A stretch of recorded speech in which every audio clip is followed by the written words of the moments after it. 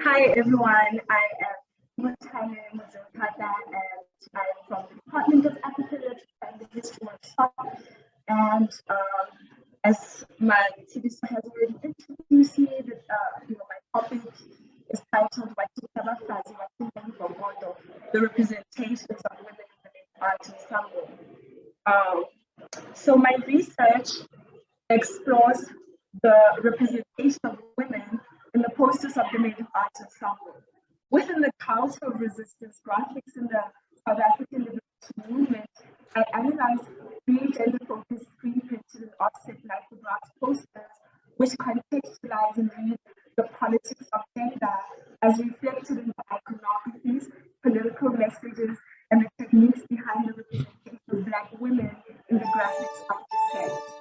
The focus is on the posters which were produced by the Medu Art Ensemble, a cultural collective formed by South African exiles in Kebothlale, Botswana. Established in 1978 and influenced by strands of Black consciousness, of a Black consciousness ideological stance, the Medu Art Ensemble initially had a band white membership, but later diversified its membership with the further inclusion of Botswana artists and expatriates. Medu, as a foreign name meaning was initially conceptualized by Kebothlale Motseothata, and Donian Katini, among others, and was a cultural front which existed independently from the ANC. Organized by, so I'm also thinking about one of the biggest successes of Medu, which was, the Festival of the Arts. And so organized by Kaminyele and other Medu writers, musicians, painters and sculptors and sympathizers, the Cultural Resistance Symposium was hosted in Kebothlale in 1980 and focused on the role of culture as a weapon of struggle. The end of Medu was marked by the Kebothlale Day, which took place on 14 June 1985.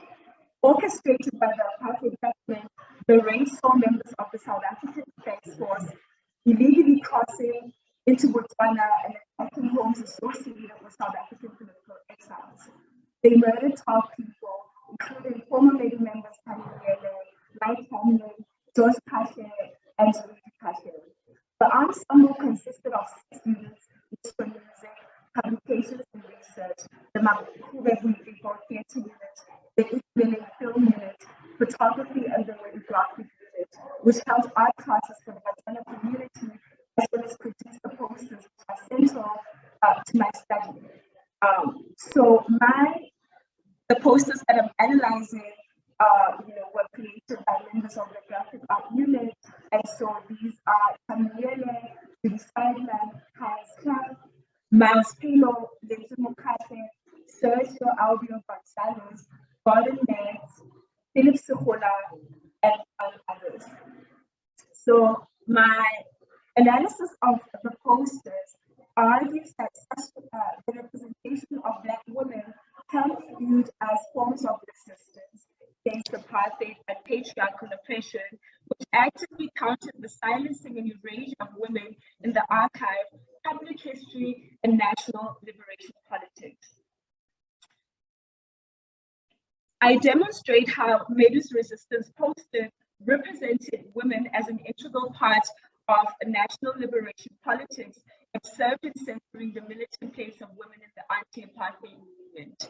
And so, my research, I found that women were forward-thinking in their contributions and interventions against a culture of women and national oppression. For instance, in 1984, the women of the ensemble recognized the ways in which domestic and childcare responsibilities were of hindrance to women's participation and autonomy in activist movements, as well as in terms of their cultural work.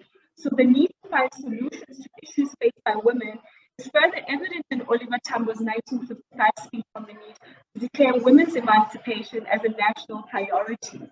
Tambo also acknowledged the ways in which family and household burdens impact women and sheds light and illuminates the ways in which systems of patriarchy affect women's involvement in political activities. And so some of these issues are still very prevalent today. But more than this, My inquiries on the role and contribution of Black women in the struggle for the liberation of South Africa. So observing the representation of women in the posters of Medu claims the humanity of Black women by highlighting their agency and participation in the fight against apartheid.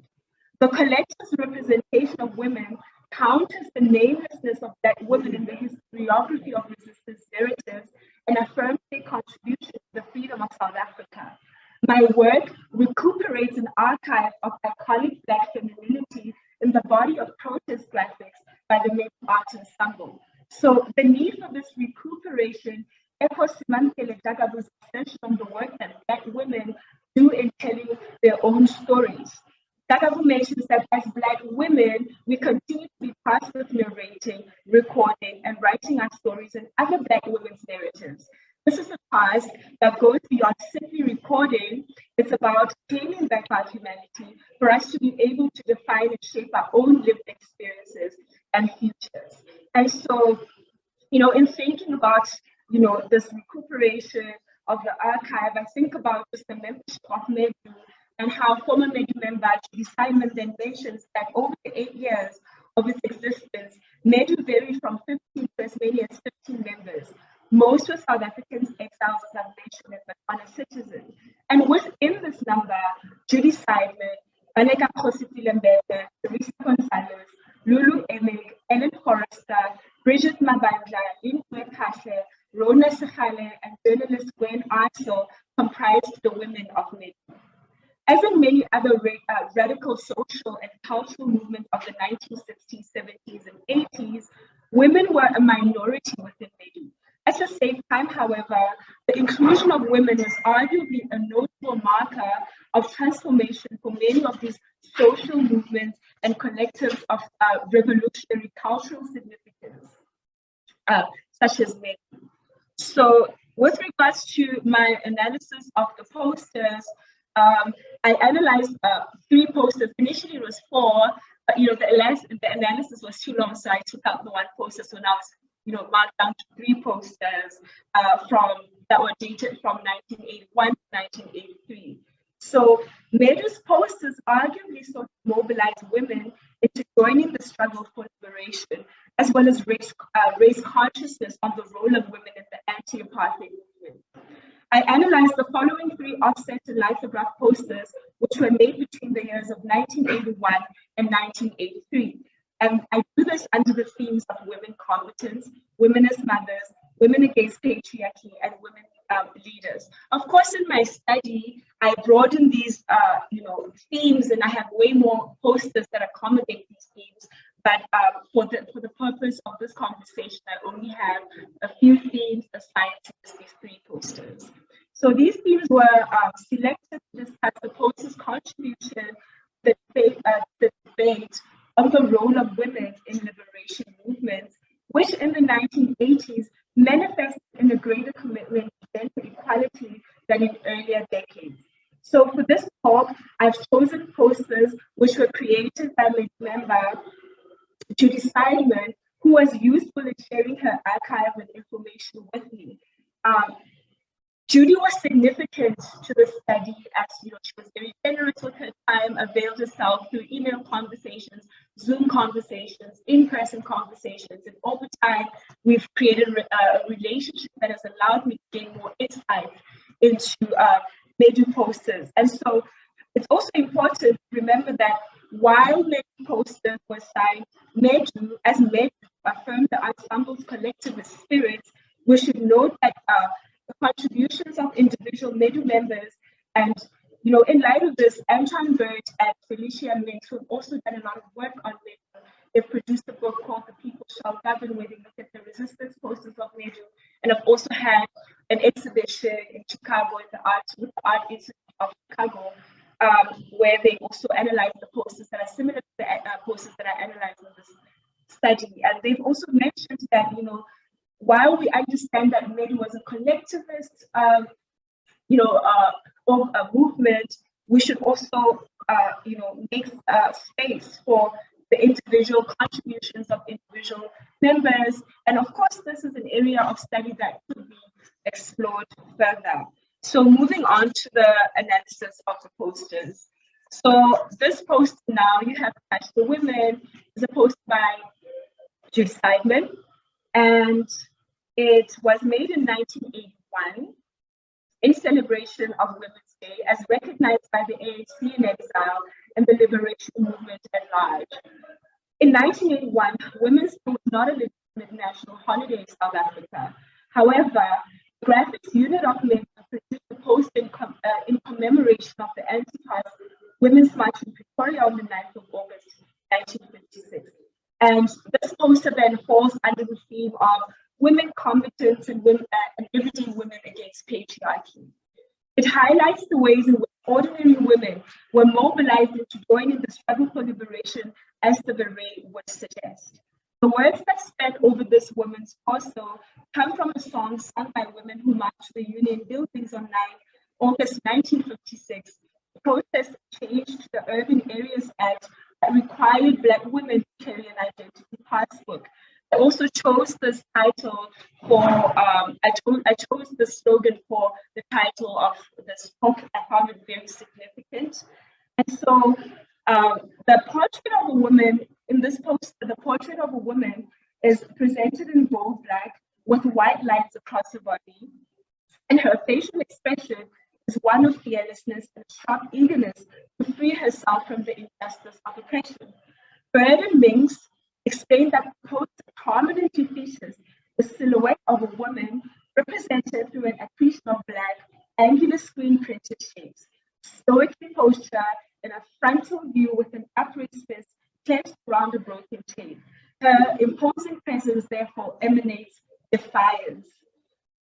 As mentioned, her also hosts the text of the historic song Thinta abafazi, imbokodo, which reads, "Now you have touched the women, you have struck a rock, you have dislodged the boulder, you will be crushed." The text is composed in a manner which balances the figure of the woman and also functions as an image as it equally draws the reader's attention. And also, Judy, in her exhibition at Museum Africa in 2019, mentions that within the collectivist approach to designing the posters, initially the broken chains this was not the initial image. The woman is holding an AK-47, but to avoid, antagonizing the apartheid government as well as, the Botswana government, they then had to choose another stylistic approach, and then they had to, replace the AK-47 with broken chains. So the woman then, with clenched fist, fulfills the representational purpose of conscientizing the oppressed to pursue their freedom through mobilization and resistance. Then next, we have the post-Mosadi Gitari Yasichaba. So this poster was made by Judy Seidman in 1981, and it depicts Medu's representations of everyday women in Botswana society. As we know that Gaborone, it was the place where a lot of anti-apartheid resistance networks take place, and as a network then for anti-apartheid activism in the 1960s and in the 1970s and 1980s, Gaborone was, according to Anton Bird and Felicia Means, a site of anti-apartheid activity and informed a lot of Medu's graphics. So Medu then chose a safe, stylistic approach to its poster design by incorporating the everyday lives of Botswana community in their visual narratives. While there were no Botswana women in the visual arts unit of Medu, there were several in the music group and theatre unit. And I'm here to get the names of these women because I also find it important that we should name them and their contribution also to the legacy of Medu. So this poster therefore falls under the theme of women mothers. And in 1981, so thinking about the design process of this paper, in 1981, former lecturer at the University of Botswana and later first Botswana woman Supreme Court judge and first woman Attorney General Stalia Molokome once approached Medu on behalf of Botswana women to launch Tsohambasadi, a feminist Botswana-based organization. So Tsohambasadi means Wake Up Women in Botswana. The poster, therefore, the poster's conceptualization process involves lengthy conversations about women and their role in Botswana society. So the conversations then included topics on unpaid labor, such as collecting firewood, farming, childcare, the need for education, the need for skills and jobs, etc., etc. So this poster then depicts three women, one with wood in her hair, one carrying wood in her hair for fire, one with a book on her hand, and one with a baby and an X, with a baby on her back and an X on her hand. The women in the poster are presented as wearing dukes, and Judy Simon mentions that, before I go there, the blue and white colors represent the blue and white Botswana flag, so the blue and white colors of the Botswana flag. So the women in the poster are represented as wearing dukes, and Judy Simon, through an email conversation, mentions that the conceptualization of this poster included discussions on whether Medu should show women wearing a duke and clothing worn by rural and working women. They talked about whether the duke would be considered a cliche or whether it was a fair representation of what Botswana women wore. As in that time, the early 1980s, it was culturally standard best. And, I have to mention that I'm from Botswana, so to her death, my grandmother wore it until, this is in the 2018s. So she would have it on, and when I went to her village, even the women, in the village would also wear the elderly women. And so then this shows just how much Med was invested in the representation of the everyday lives of Botswana women. So the slogan was meaning women carry the nation on their backs, speaks to the motherhood trope. The concept of the patriotic motherhood then illuminates the ways in which women exercised both autonomy but were also subjugated through the tropes of social and familial reproduction. So this poster thus evidences the fact that collective conversation on the representation of everyday Botswana women focused on issues which affected women on a social, political, economic, domestic, and class level. Next is the poster, Africa Shall Be Free. So this poster was also made by Judy for Medu, and it was made sometime between 1980 and 1983. And it is a screen print on wall paper and was made in celebration of South African Freedom Day on June 26. Historically, June 26 was observed annually by the ANC and allied organization South Africa's Freedom Day after the First May massacre of 1950 by the apartheid police, in which 18 people were killed and 30 were wounded. So in 1955, June 26 was also the day on which the Freedom Charter was adopted by the Congress of the People in Soweto. This date was celebrated within the ANC in exile as one of South Africa's national days. So this poster then falls under the theme of women combatants and further showcases the ways in which women were mobilized as part of the armed effort in the fight against apartheid. The phrase, Africa shall be free, we shall free her, is written in bold, big letters and arguably draws the reader towards the vision of a prospective liberated South Africa. It is for this reason that the poster depicts a man and a woman as combatants marching together in the struggle for liberating the continent. However, I've observed that the poster should have depicted two women instead of a man and a woman, as this representation of the gendered binary perpetuates the stereotype that women can only gain power when fighting alongside men. So this image of a man and a woman fighting alongside each other in the struggle further retains the masculinist bias of male iconographic representations. So, for instance, the man comes first and is depicted slightly bigger than the woman. These two figures are further presented as looking into the horizon and imagining a different future. So this poster therefore suggests that the future of freedom is underway and that women will fight alongside men in bringing about this imagined liberation. To heighten this vision of a liberated South Africa, the two figures are installed in bold tones, which exude their physical power, bravery, and strength. The lack of framing in the poster highlights their eagerness to go against the limits of oppression and hence the carrying of guns on their backs. Nonetheless, the agency of the women portrayed alongside the men in this figure gives expression to the idea that women are equal partners in the struggle for national liberation. The iconography of the women armed combatants depicted in the poster point towards the tension between national liberation and gender emancipation, especially considering the marginalization of the women question in many post-colonial societies. And so, in closing then, my study has observed that the representation of women in the posters of men highlights the ways in which everyday women continue to organize against multiple forms of oppression, thereby making them sources of power in their communities. More than this, these posters contribute to feminist debates on the role of women within the context of national liberation struggles. Following Medu's collective spirit and impact on community art-based organization, the study wishes to contribute debates to focus on the ways in which cultural work can challenge the ongoing marginalization of Black women in contemporary South Africa. Thank you so much.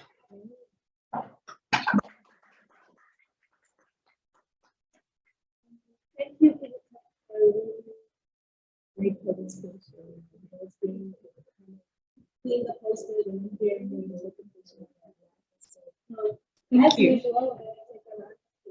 don't know if I'm audible from here to the online audience, but if you're not going to, you don't need the presentation anymore, No. do you? So we can disconnect from here so that I can move this around for the question and answer. And as I mentioned earlier, our participants online, feel free to write your questions in the chat or to switch your mic on and ask Kebothlale whatever question you have. Lawrence. Sure. That's a simple question. So like other than the context of Medu and the reflections of artists like Julie that you've used to interpret the posters, what other literature did you use to interpret the posters?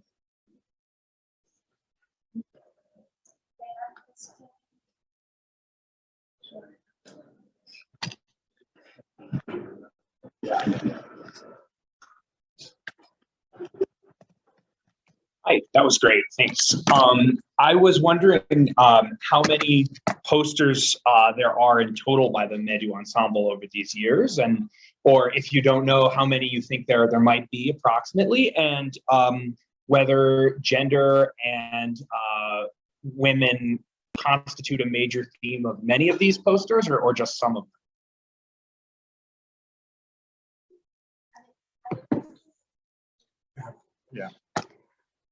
Yeah, thanks. That's a very interesting and great presentation, nicely structured and so on. He stole my one question.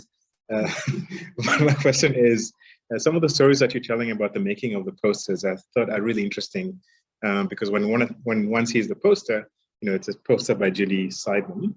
So I was wondering to what extent those stories weave into your thesis, because I think they're amazing because they bring a lot of complexity to what is it, 1D. Just expand on that again. What do you mean by the stories behind the conceptualization? Yeah, exactly. How the posters were made. The collective discussions that you're referring to in the Medu. I think that was interesting to me. Yes. Okay.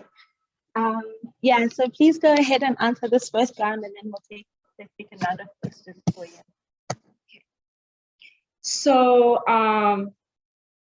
Lawrence, to answer your question, this research was guided by literature on resistance art in Southern Africa. So, as mentioned, I looked at, books on visual narratives and the history of, like, the Southern African poster movement. And so I looked at books like Judy Simon's Red on Black. I looked at Burden Minx's The People Shall Govern. I also looked at, I looked at these posters from a very gendered perspective, in which text about Black women in liberation movements were the focal point of my discussion. And so I reviewed then literature which focused on Medu's history, women's representation, visual narratives, and also a literature that focused on debates around gender and liberation movements. So I looked at also feminist scholars such as Mamkele Tlagavu, such as Sipokazi Magadla, Zinema Gubani, Lindelwa Dalamba, and so forth. And then in terms of whether or not the posters only focused on gender, so they focused on a broad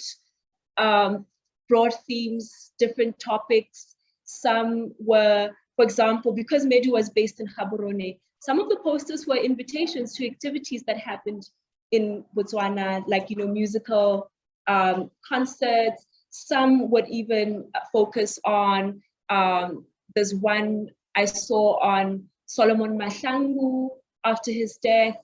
Some of the posters would look at everyday lives of Botswana women and communities, as I've mentioned as well. So they were just broad. And in terms of the number, I promise you I know how many, but I didn't write it down, so I can't tell you. But so I'll get back to you on that with regards to the specific number. And then in terms of the poster making process, especially with the collective discussions, most of the posters were designed on from a collectivist perspective. So while Judy, for example, would design a poster, she would then, get a brief from, maybe someone from Medu. They would all then conceptualize and would agree on whether or not they would follow certain stylistic approaches or designs. For example, with the Now You Strike a Woman poster, Judy wasn't the only designer of that poster. She and Sergio had both been tasked with designing that poster, but Judy's poster was then chosen over Sergio's poster. And even then, after Judy designed the posters, then they all had to then collaboratively talk about whether or not, like I said, they have to include the gun or not. So the poster design process was always from a collectivist approach as opposed to an individual process, which then speaks to also Medu's just collectivist nature. They saw themselves as cultural workers. They saw their work as cultural work. And so they didn't want to be associated with individuality. They didn't want to be seen as artists who would showcase their works in art galleries for capitalist consumptions. They saw themselves as creators of cultural work that was central to mobilizing, central to bringing transformation, central to resisting apartheid. And so their work then obviously then shows just how instrumental culture was in the fight against apartheid. I hope that answers all the questions. Yeah, I think you're spot on. So we're going to take a second round. Noor has a question for you, and then I think we have another one online. I'm not sure. Oh, no. Thanks, Kiva. That was great. So a couple of quick questions, sort of around art and politics. So it sounds to me from your discussion on the Medu collective that they were probably ahead of the curve politically, both in terms of the collective production and also the ideas and ideologies, challenges to patriarchy and the like. So the question is, how did this land in the rest of the movement? They were in exile. They were kind of connected to, the exile movement that from the late 1970s, and particularly in the 1980s, became increasingly focused on the armed struggle which was amongst others defined by strong cultures of masculinity. And you reference that in the one. It's about the relationship between Medu and the rest of the movement in exile and also internally. Secondly, I wonder if you could say something about, seems to me it's a similar point, but there seems to me to be an awareness of a sort of pan-African politics that come through in the posters that you've selected and that you've spoken to, and whether that is evident elsewhere. So it's not just Botswana, but kind of, producing posters in Botswana for Botswana audience, but also a kind of broader pan-African politics. And then I want to take issue with one of your comments. I mean, I mostly agree with your kind of critique and commentary on the poster with the man and woman. But I wonder whether it's your position. So at the end, you kind of shifted, right? But I wonder whether it's your position that the struggle for freedom of women is only a struggle of women, whereas that poster seems to me to suggest that the struggle against all forms of oppression and exploitation, including of women, is the work of men and women collectively. And whether that is something that I think I see in the poster, but whether that's something you agree or disagree with.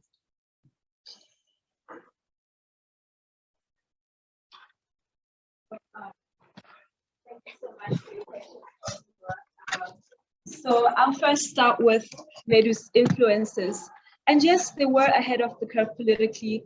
I mean, the 1984 document, for instance, it's the women of Medu, just, relaying their struggles as cultural workers. But what I found very interesting about their forward-thinking nature was how they spoke about contraceptives, and the insertion of IDUs, and how those were affecting their bodies. I mean, this is something that in the contemporary we still have to think about, still have to question. And so in terms of just also like their ideology, I mean, they were inspired by revolutionary work ranging from the Harlem Renaissance. So they drew from influences of poets such as Langston Hughes, German playwright, poets, and critic Brecht, Mexican painter Frida Kahlo, and Diego Rivera, David Squeros, and many other Pan-Africanist influences, as well as contemporary street art movements of the 1960s, such as the Parisian Atelier Populaire. So they were not necessarily only confined to the inspirations from Botswana and South Africa. They were very broad. And this is also evident in how, like you've mentioned, they were creating these posters in Botswana, but these posters were distributed mainly to South Africa, even though they were destroyed by the South African government. But what I've also found interesting about Medu is that, their association with Nordic countries, under the leadership of Lindiwe Mabuza in Sweden, who then also mobilized for groups such as Medu and Amandla to go spread awareness about cultural work in Europe. And so it's very evident that, they drew influences from across the board, but they were also influential. And hence, I argue that they were useful in the mobilization and resistance of apartheidist cultural workers. And then, secondly, with regards to the idea of the work of struggle being a result of, resistance by men and women, I agree with you, actually, and thank you so much for that, because that's something to look into. It wasn't just the work of women. It was, a collaborative effort between, across the board. And even though I do take a gendered approach, it's very useful to also mention that, for example, some of the posters were made by male members of Medu, such as Tammy Miele and Tim Williams. And, these posters then, I analyze a lot of them in my study, also show the ways in which these, men were also very cognizant of the struggles of women. So yes, it wasn't just the work of women, it was, yeah. across the board. I hope I answered the question. Yes. Okay, thanks, Kebothlale. It doesn't look like there are any questions online. I don't know if there are any others in the room, just to kind of enrich the discussion further. I think personally, I mean, I learned so much that I don't really have questions. I'm taking it all in. Okay, so there's one from Annie.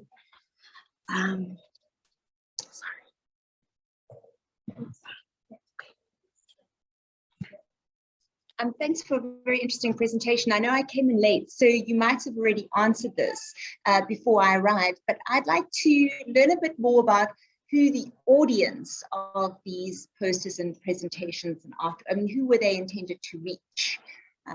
Yeah. Go ahead, do you have one? Yes? It's kind of a two-part question. One of them is just about a throwaway comment. You mentioned that the women of Medu had thoughts on contraception. I, for my own research, would like to know about that. But that's like something we can talk about later, possibly. I'm curious to know what your thoughts are kind of on what I would see as potentially something similar to censorship in the choosing the more passive resistance of the chains breaking versus the active, more violent resistance of the gun, and the general trend of moving women into a space of passive resistance. And in the fourth poster, I think it was, what was it called? In Africa Shall Be Free, the same sort of moving the woman into kind of the more secondary position within the framing of the poster itself. I just wanted to know if that was something that you had thoughts on. I'm assuming that it is something you have lots of thoughts on, given everything else I've heard today.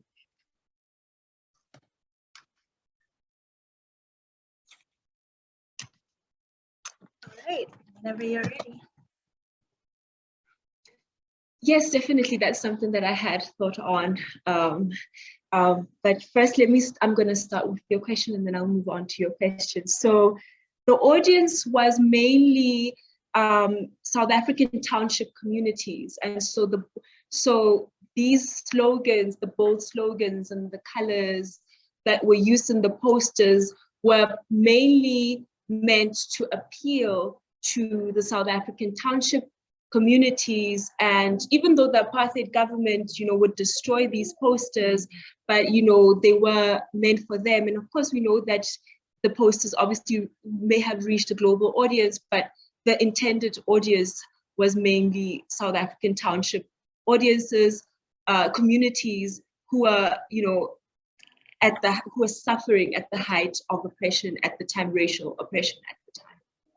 And then I can share that document with you. It would be so useful. They talk about also how these contraceptives come from places like North America, and they problematize this idea of even receiving aid from countries such as America with regards to like the things that women put in their bodies. And so they would question that, like, what is their motive and what is it that they're trying to do to our bodies, so I can definitely share that with you.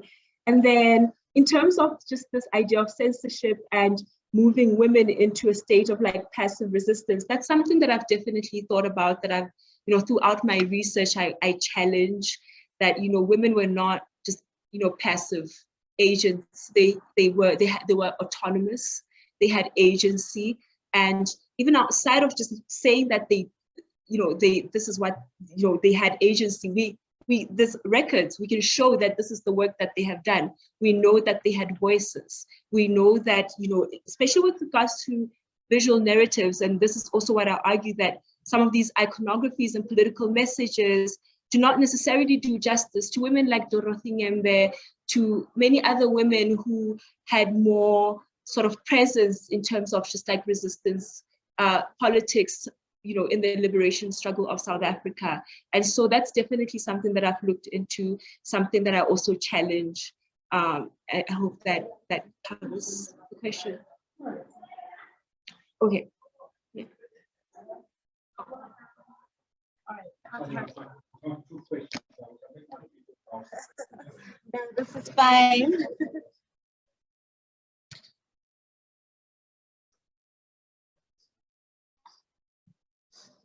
I preface my last round of questions as art and politics. Now it's art and history and ideology. At the start of your presentation, you spoke about the influence of Black consciousness.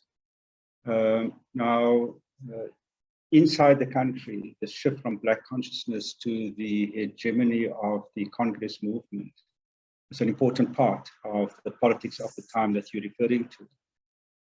And it manifested itself in organizational forms that increasingly became quite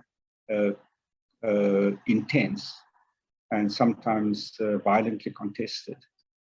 Again, it seems to me that what one had in this collective was a very productive, and I'm going to use the political terms, kind of non-sectarian collective, in which these different ideas manage to coexist and to produce a kind of art in different forms that you've spoken about. I'm making that statement, but it's a question whether that is in fact the case in this collective, or whether those ideological divisions began to manifest within the group, and secondly, if at all, manifested itself in the kind of art that was produced. And then secondly, it's also about the historical shift, because from the late 70s to the mid 1980s, the struggle, particularly as executed from exile, began to emphasize the armed struggle, particularly, even though there was a recognition of the primacy of the struggle of the masses. So as a collective that was in exile, did that shift manifest itself in the art as well? Thanks. Thank you so much for that question, Fatima. And yes, you know, that is the case, that the collective sourced from all these different ideas.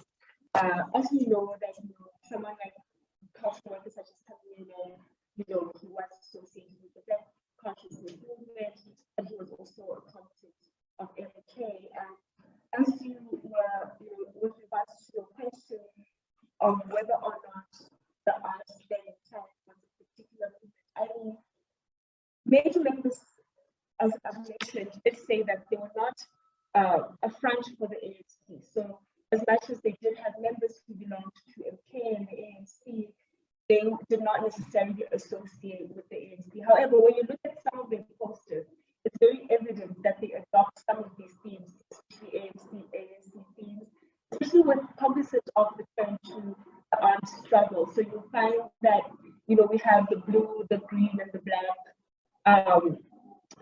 black, gold, and green colors in some of the posters.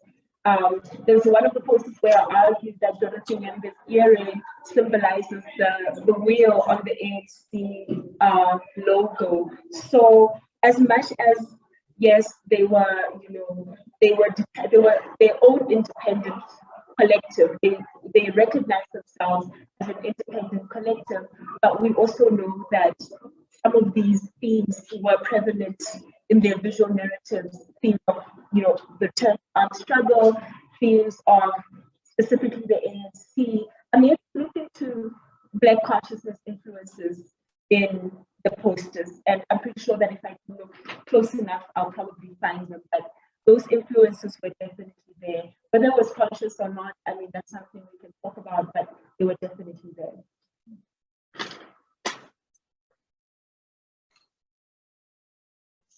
Oh, okay. I'll start with a question and then kind of lead on to something that might be about connecting things and an invitation. Did Judy speak to you about the work of Ranwato Hlasane and Keleketla Library? So she did, but when I did my research, I came across Okay. the word. So, I mean, this is the connection and then an invitation. So Ranwato Hlasane is a colleague of mine in the Fine Arts Department in the Wits School of Arts. And he uses Medu methodologies in his drawing and contemporary practice third-year course. And this is like disseminated across the entire undergraduate fine arts degree. So Medu's work is very, very strong in what we're doing in the Fine Arts Department in the Wits School of Arts. I think what's also interesting is the kind of intergenerationality that Judy has introduced into her conversations with Ra. So younger generation speaking to Judy and other people that were part of Medu. The premise for so much of the Drawing in Contemporary Practice course is around collectivity. And I suppose the invitation is be great for you to come and speak to some of the third year students and connect what you're doing with what's happening in the Fine Arts Department. Okay, so I'll try and set it up. Yes, thank you so much. I would love that. My name's David. Thank you so much again for this invitation. I look forward to it. It will be so exciting. I have seen a lot of this work and it really is interesting, like you said, to look at this from an intergenerational approach. So I've been honored. Thank you. I don't know if there's one last round of questions, but I think. Yeah. For the presentation. No. Medu, yeah. It's I would like to believe that the spirit of Medu lives on, but as we know that that party government, while relentless in tracking down anyone who resisted against apartheid. So it ended because the government at the time wanted to disrupt and destroy this, great establishment. But of course, as we know, that cultural work or art is something that does not die and lives on. It takes on other forms. And, here we are. And for me, I also found it just on a very personal level, in terms of the fact where maybe encountered by the apartheid. I think of my own childhood in Botswana, where my own father was in the investment there, and I hear stories even recently that he was hardly out, and these answers our feelings even out there. So we could have easily been just like maybe where government could have just come in and destroyed us. But fortunately, I recently found out that my father had given some of these arts to the president at the time, and they had donated these arts that he was carrying out, which is also something that, as I was doing this research, now that I'm doing it and I get all these things, it makes it even more meaningful to me because, the pursuit of these topics, yes, it's important for the nation, but it's also important in my own personal history, and it contextualizes a lot of memories for me, which I'm very grateful for. And I do wish that we're still here as an establishment. And I hope that, contemporary generations of cultural workers will continue to carry the spirit of, making forward and to use cultural work. Yes. That's exactly what's happening. Yes. In the Fine Arts Department. And it's really interesting how these groups, collective of students informed and continue to work once they graduate. And then it's thinking about the social work that requires that as Medu is very sensitive to thing. And it's used to spend a stint documented in Kassel, Germany, massive exhibition. And Kebothlale has been a central presence at documents, and so Medu's presence is there.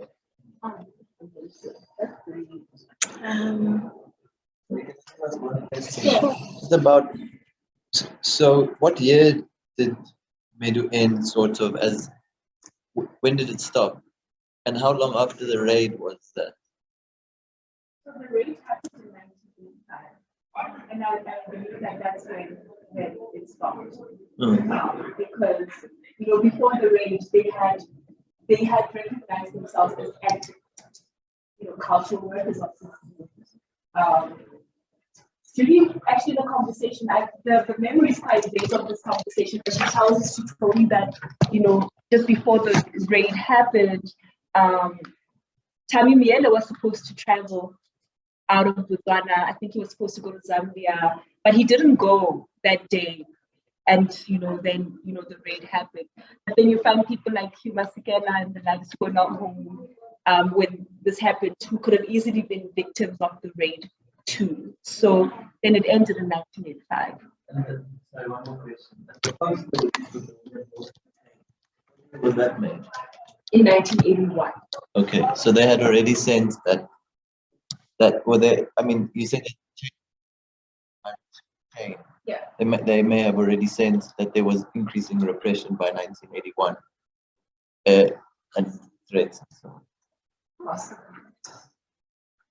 I think we're going to end here. Well done to Kebothlale. I see Judy is here. Oh, and she's got her hand up, so I'll unmute you now. And maybe Judy wants to say something about the poster collection as a whole and the archiving project. I was going to mention that, but it would be great if you did, Judy. Please go ahead. Let me see. Okay, I just firstly want to say thank you so much for putting this together and for doing this research. And it's absolutely fascinating and important to see how it's being understood and interpreted and in fact taken forward in this kind of work in a different situation. Just quickly, there were about 60 Medu posters.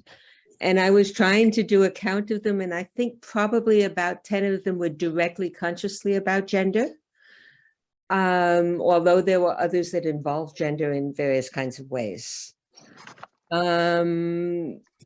Also, it should be mentioned that we also, not under the name of Medu, but wearing an ANC hat sometimes and other organizations, did a number of posters, and particularly Tommy Mignelli did a series on women for the ANC, which included a poster of Lillian Ngoyi, one of Violet Hashe, one of Dorothy Nyembe. He did one for Ruth First, and he also did one for women in MK, in which she's not only carrying a gun, she's actually carrying an RPG.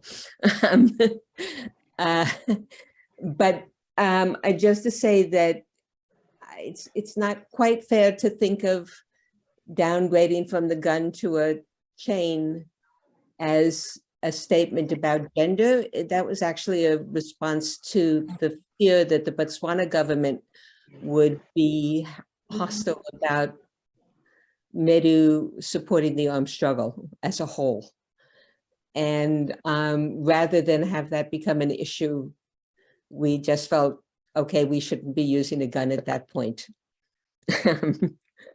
Yeah, and the fear, of course, that the South African government was in fact getting very violent, and we, even as early as 1981, expected that there was a strong possibility that sooner or later they would try and hit targets in Botswana, which they did.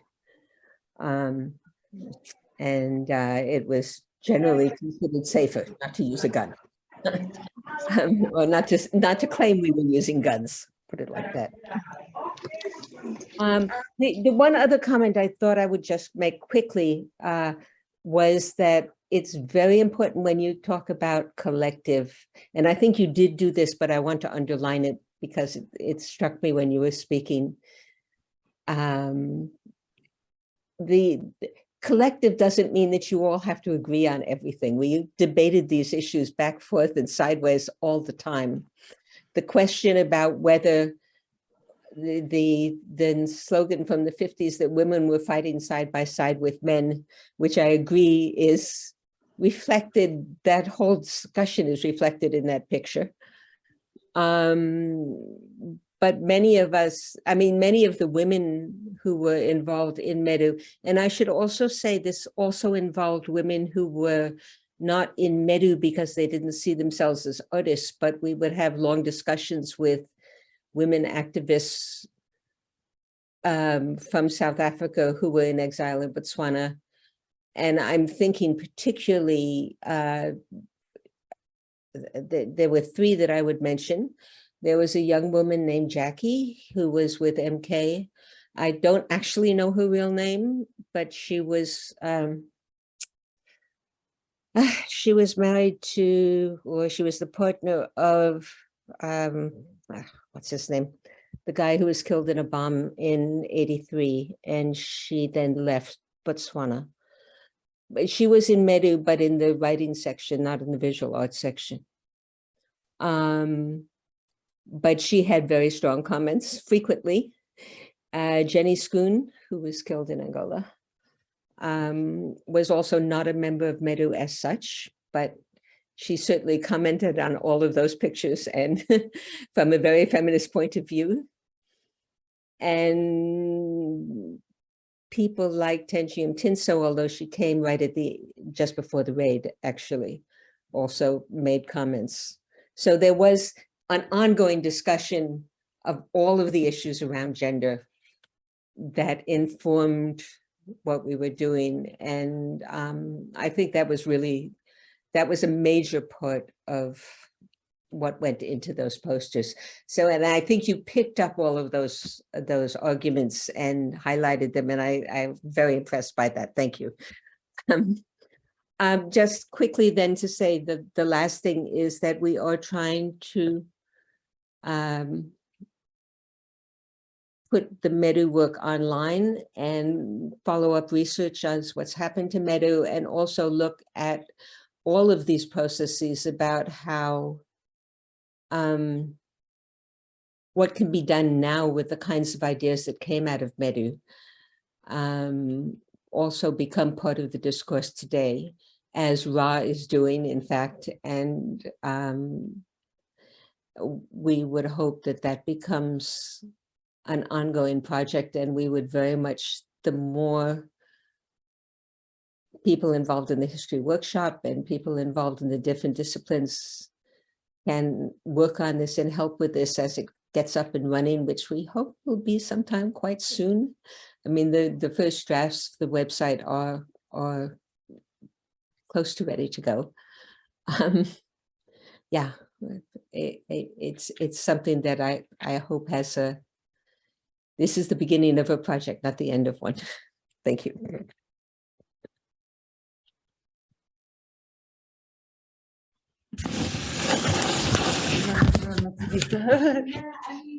There isn't really much else to say except thank you to everyone who joined us online and everyone who's here in person. Kebothlale, your paper was really, kind of enlightening and exciting, and it would have been nice to have more time so we can hear even more about your analyses of the posters. But I look forward to reading the finished paper, and yeah, maybe having you kind of present another seminar soon. But thank you, everyone, and we will see you for next week's seminar. Thank you. Thank you,